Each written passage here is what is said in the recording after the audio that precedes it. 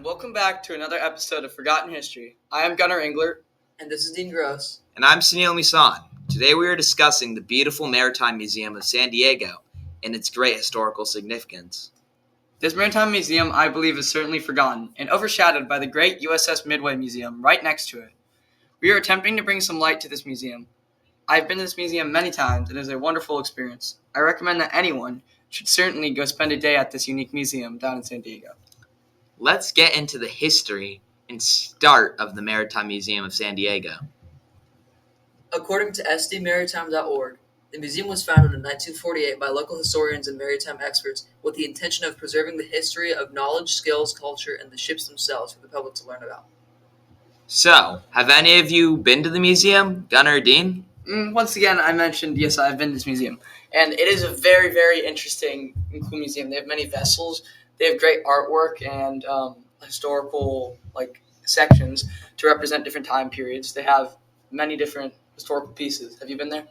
I've been there once, and we looked at some of the things, and we one with the guide guy, and he showed us and explained some stuff. Yeah, they go into a lot of detail there. They have all the cool artifacts, yes. and they make a lot of models in their wood shipping shop. And they don't really show a lot of this stuff because at a lot of museums, the stuff is not on display because there's so much of it. So they don't really have all of their stuff on display. Yeah.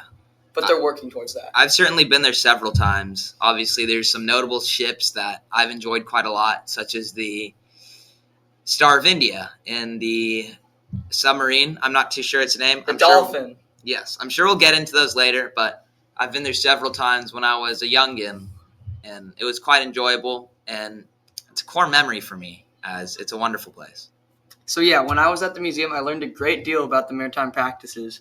Their history is certainly reflected in the modern day. Their initial goal was to rescue and preserve historic ships that represented different eras of maritime history, particularly for San Diego. Yeah, that is certainly true. When I was there, they were teaching me about how they would tie the knots used for so many different things on vessels. When I was there, they were teaching me all about how to operate the boats and how they evolved with the oars and rotors. I also saw many of the unique ships of all shapes and sizes, all from different time periods. That's wonderful. According to sandiego.org, it roots back to about 1927 when a group of ship enthusiasts led by Jerry McMullen acquired the bark Star of India. Facing the threat of being scrapped during the Great Depression and World War II, the group's efforts to preserve the historic ship eventually led to the museum's official founding by a private institution in the year 1948.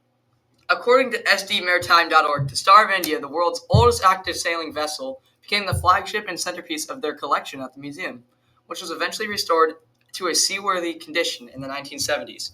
Adding to the fleet, according to usni.org, over the years, the museum's collection grew to include other historic and replica vessels, such as the 1898 steam ferry Berkeley, the steam yacht Medea, the replica frigate Surprise, and the official state tall ship, the replica Schooner Californian. Let's get into other ships. According to California, through MyLens.com, the San Salvador, a flagship by Juan Rodriguez Cabrillo, 1542 expedition that reached San Diego, is considered the first European ship to explore the coast of Southern California and encounter the indigenous people. The ship that is held at the museum isn't an original, but a replica that is pretty much exact and correct to that era. It's very fascinating. In fact, the San Salvador replica that is in the museum was built from the years 2011 to 2015, and it is quite the interesting place. So what have you guys learned about the San Diego Maritime Museum through this information? I learned that there are many replicas there. Most of the ships are replicas. I think the only one there is the Star of India that isn't fake. I believe the submarine is real. The USS Dolphin, yeah. We'll talk about that later. Only In fact, Cabrillo's ship sounds quite interesting to go on. I don't believe I've went on it, but I can really imagine putting myself in the footsteps of these travelers and conquistadors from many years ago, the 1500s, I believe. Yes. Which boat do you guys think is your favorite? Personally, I'm gonna have to see the San Salvador or probably the one in the middle, the steamboat. I'm gonna have to say, I would say the Star of India because it's detail and it's the one I remember the best. And it's always the most popular, but other than that, the USS Dolphin Once again, That I one's just pretty think cool. the submarine is particularly unique. What about that? What about you, Mr. Gross? I would say the Berkeley, the steamship, because it's just very fascinating. It's like yeah, it's a like the relic 1800s. of the old yeah. of the times. Yeah, well, that's wonderful. Yeah. So, anyways, now that we're in the present, let's discuss all the vessels and parts of the museum that are currently on display. The HMS Surprise was renamed ship El Unite, captured by the British in 1796. It served as a sixth-rate frigate. The ship on display is a replica, and it was sold to the Royal Navy in 1802. That ship was one of the most interesting ones on display.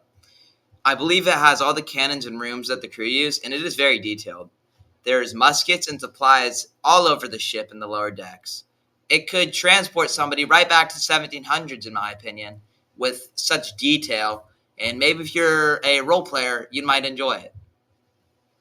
The entrance of the museum is in the steam ferry Berkeley, according to sandiego.org. It was the first propeller-driven ferry on the West Coast and the largest commuter ferry in the U.S. at the time, built in 1898. The Berkeley was instrumental during the 1906 San Francisco earthquake and terrible fire, ferrying thousands of people to safety. Now it lies at the heart of the museum, with artwork and relics being stored and shown off for display all over it. They have other maritime vehicles, like the USS Dolphin, built in November 1962, and the Californian, 1983 to 1984, with many more.